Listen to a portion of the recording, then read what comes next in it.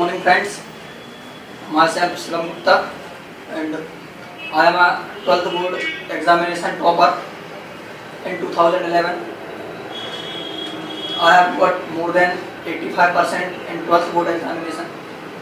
So friends, अभी का जो करंट टाइम चल रहा है वो बोर्ड एग्जामिनेशन का टाइम चल रहा है और इन बोर्ड एग्जामिनेशन के टाइम पर जो हमारे फ्रेंड्स हैं तो जनरली 12th में हैं 10th में हैं, उनके अंदर एक फोबिया रहता है, वो बहुत ज़्यादा डरे सहमे हुए रहते हैं किस तरीके से इन एग्ज़ाम्स को वो फेस कर पाएंगे।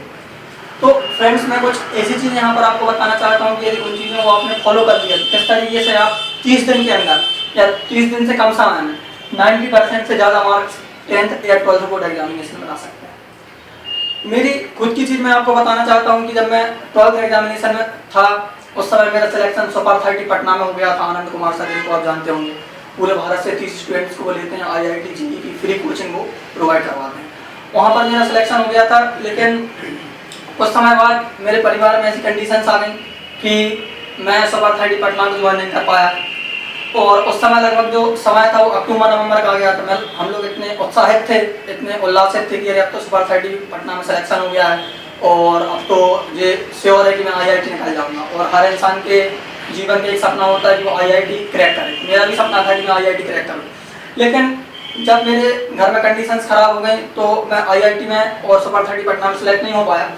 उस समय लगभग अक्टूबर नवंबर का टाइम था, सब लोगों के लगभग पूरे सब्जेक्ट खत्म हो गए थे और मुझे समझ में नहीं आ रहा था कि मैं किस तरीके से पढ़ाई को स्टार्ट करूँ, क्योंकि मैंने सब्जेक्ट्स को देखा भी नहीं था कि सब्जेक्ट्स क्या क्या होते हैं। और जनरली मैं मैथ साइंस का स्टूडेंट था, तो मैथ, फिजिक्स, केमिस्ट्री, हिंदी और इंग्लिश 5 सब्जेक्ट मेरे पास थे। लेकिन मैंने कुछ ऐसी स्ट्रेटजी अपनाई कि बहुत ही कम समय में, लगभग 30 दिन के समय मेरे पास बचा हुआ था, 30 दिन में मैंने लगभग 90% के करीब मार्क्स स्कोर किए 12th बोर्ड एग्जामिनेशन में। और हर एक अवार्ड्स, मुख्यमंत्री की तरफ से जो 25,000 रुपये का अवार्ड्स मिलता है, राष्ट्रपति की तरफ से जो एक अवार्ड मिलता है, प्रधानमंत्री, कृषि मंत्री, कलेक्टर, सांसद, हर एक अवार्ड मुझे प्राप्त हैं और मैं 12th में टॉपर रहा हूँ। तो मैं आपको बताना चाहूँगा किस तरीके से बहुत ही कम समय में आप 90% मार्क्स ला सकते हैं। फ्रेंड्स, मैं मैथ्स का स्टूडेंट रहा हूँ, तो मैं 12th का आपको एक ओवरव्यू बताता हूँ कि हमारे जो 12th एग्जामिनेशन में रहते हैं जनरली 5 सब्जेक्ट रहते हैं, मैथ, फिजिक्स, केमिस्ट्री, हिंदी और इंग्लिश। और हर एक क्वेश्चन का जो वेटेज रहता है वो 100 मार्क्स का रहता है। थोड़ा सा मेरा पढ़ने का तरीका उल्टा रहा है और मैं आपको कुछ अलग तरीके से यहाँ पर बताऊँगा किस तरीके से आप सक्सेस हो सकते हैं। तो जनरली फ्रेंड्स, जब भी हम 12th एग्जामिनेशन में आते हैं तो शुरू से हमारे अंदर एक फोबिया रहता है मैथमेटिक्स सब्जेक्ट का। शुरू से हम मैथ्स की कोचिंग करने के लिए करना चालू कर देते हैं और साल भर हम मैथ्स की पढ़ाई करते हैं और फिर भी मैथ्स का पेपर आते आते तक हमें इतने कॉन्फिडेंस नहीं होते कि हम मैथ्स में 100 नंबर, 90 नंबर या 90 नंबर के ऊपर ले आएंगे। फिर उसके बाद जो दूसरा हमारा जो रहता है वो फिजिक्स में रहता है, उसके बाद केमिस्ट्री में रहता है और हिंदी और इंग्लिश को हम निगलेक्ट कर देते हैं, इग्नोर कर देते हैं। हमें ऐसा लगता है कि हिंदी और इंग्लिश सब्जेक्ट में तो हम कर लेंगे। लेकिन फ्रेंड्स, मैं आपको एक चीज़ बताना चाहता हूँ कि जितना वेटेज 100 मार्क्स मैथ सब्जेक्ट का है उतना ही वेटेज 100 मार्क्स हिंदी का है, उतना ही वेटेज 100 मार्क्स इंग्लिश का है। यदि मैथ्स में आपके 100 में से 20% बनेंगे तो मैथ्स हिंदी में भी आपके 20% नहीं, कहीं हिंदी का वेटेज कम नहीं है। तो सबसे पहले फ्रेंड्स मैं आपको बताना चाहता हूँ कि आप एक बार इवन पेपर के पहले हिंदी को और इंग्लिश को अच्छे से पढ़ के रखें, क्योंकि हिंदी और इंग्लिश एक ऐसे सब्जेक्ट हैं कि हमको बहुत ज़्यादा मेहनत करने की जरूरत नहीं होती। बड़े आसानी से हम चैप्टर वाइज चैप्टर ब्लूप्रिंट के आधार पर बड़े आसानी से पता लगा सकते हैं किस पार्ट से या किस अध्याय से क्या आ रहा है।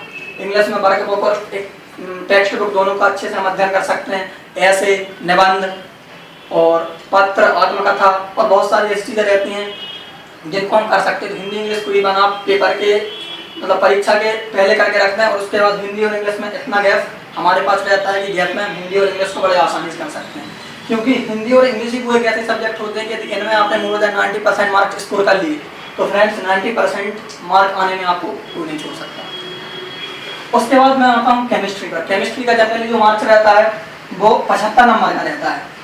25 नंबर का हमारा जो मार्क्स रहता है वो प्रैक्टिकल का रहता है। तो 75 नंबर में से केमिस्ट्री बहुत सरल है, पीछे के 2 चैप्टर से जनरली ऑब्जेक्टिव आते हैं, आगे के जो कुछ पार्ट हैं 14-15 पार्ट इवन हैं केमिस्ट्री में, तो बड़ी आसानी से हम प्रोटीन्स वाले चैप्टर और आगे के जो चैप्टर हैं बड़ी आसानी से हमको कर सकते हैं। और 75 में से हम कोशिश करने की लगभग हमारे मार्क्स 60 से 65 तक चलना है।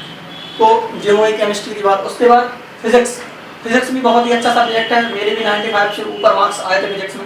तो फिजिक्स में जनरली अपन किस चीज़ पर फोकस करें, जनरली जैसे जैसे मैंने 12th में देखा है तो अब फिजिक्स का थोड़ा सा ट्रेंड बदल रहा है। पहले डेरिवेशन बहुत ज़्यादा आते थे फिजिक्स में, लेकिन अब थ्योरिकल कॉन्सेप्ट बहुत अच्छे से आने लगे हैं। तो जनरली जब भी आप फिजिक्स पढ़ें तो ब्लूप्रिंट के आधार पर देखने की किस अध्याय से 6 नंबर का क्वेश्चन आना है, किस अध्याय से 5 नंबर का क्वेश्चन आना है, किस अध्याय से 4 नंबर का क्वेश्चन आना है, उनके आधार पर आप जो सिलेक्टेड क्वेश्चन जिनमें संधि हैं, जो लगातार इनकी प्रोबेबिलिटी बनी रहती है कि वो आएंगे, तो उन क्वेश्चंस को आप ज़्यादा फोकस करें फिजिक्स में, और आप कोशिश करें कि लगभग इसमें भी 75 नंबर से मोर देन आपके 70 नंबर तक या 70 प्लस तक आप आ सकते हैं। उसके बाद आप कोशिश करें मैथ्स में। मैथ्स में तो जनरली हम जून जुलाई से मैथ्स की कोचिंग करते रहते हैं, तो मैथ्स में हमारी पकड़ बहुत सारे लोगों की अच्छी रहती है, लेकिन 80 to 85% स्टूडेंट ऐसे रहते हैं उनको सबसे ज़्यादा डर मैथ्स में लगता है। तो मैथ्स का एक सबसे अच्छा फोकस मैं आपको बताना चाहूँगा कि एक जीपीएच पब्लिकेशन आता है, जीपीएच पब्लिकेशन एक आता है। जीपीएच पब्लिकेशन में 5 सेट्स दिए रहते हैं मैथ्स के, एक सेट्स प्रीवियस पेपर का दिया रहता है और 4 सेट्स वो अपने हिसाब से बना के देते हैं। वो 4 सेट्स इतने अच्छे रहते हैं कि उन 4 सेट्स के क्वेश्चन को यदि आप एक बार लगा के देख लेते हैं तो फ्रेंड्स आपका हर एक टाइप का क्वेश्चन तैयार हो जाता है, चाहे वो डिफरेंशिएशन का हो, इंटीग्रेशन का हो, रिग्रेशन, कोरिलेशन का हो, पार्शियल फ्रैक्शन, वेक्टर, या कोई भी प्रोबेबिलिटी, कोई भी एक ऐसा चैप्टर, आंतरिक विधियां, कोई भी एक ऐसा चैप्टर है, यदि आप जीपीएच के इन सेट्स को लगा लेते हैं तो फ्रेंड मैथ्स की आपकी इतनी अच्छी तैयारी हो जाती है कि आप अपनी तरफ से यदि गलती ना करें तो 85 से 95 नंबर के बीच में आप मैथ सब्जेक्ट में स्कोर कर सकते हैं।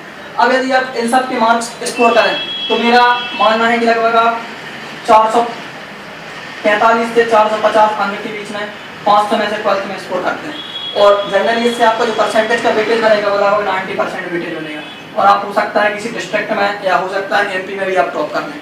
तो फ्रेंड्स जो मेरा थोड़ा सा फंडा मैंने आपको बताया, थोड़ा इसको ध्यान में रखकर आप 12th बोर्ड एग्जामिनेशन की तैयारी करिए, और जिस तरीके से मैंने बहुत ही कम समय में 90% मार्क स्कोर कर लिए थे, उसी तरीके से आप भी, मेरा एक ऐसा विश्वास है कि आप भी 12th बोर्ड एग्जामिनेशन बड़े आसानी से, बड़ी सरलता से 90% मार्क स्कोर कर सकते हैं। और घबराना, फोबिया बना के ना करें। एग्ज़ाम हमारी ज़िंदगी का परीक्षण नहीं है, क्योंकि थॉमस अल्वा एडिसन ने बहुत ही अच्छी बात कही थी जो मुझे हमेशा प्रेरित करती रही। मैं आपको बताना चाहता हूँ कि a single sheet of paper doesn't decide my life.